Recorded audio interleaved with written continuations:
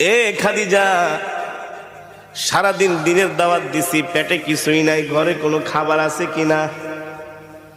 আম্মাজান খাদিজা বলে, ওগো প্রিয় স্বামী, আমাদের ওই যে ছোট একটা বকরি আছে, শুধু ওই বকরি থেকে সন্ধ্যাবেলা এক পেয়ালা দুধ দহন করে আপনার জন্য রেখেছি।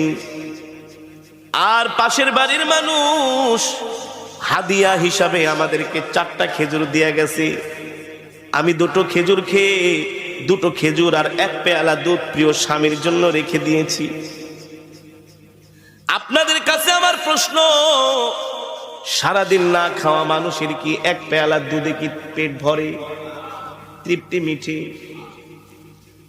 আম্মাজান আয়েশা রাদিয়াল্লাহু তাআলা আনহা আল্লাহর নবীর সামনে দুধের পেয়ালা হাজির করলেন।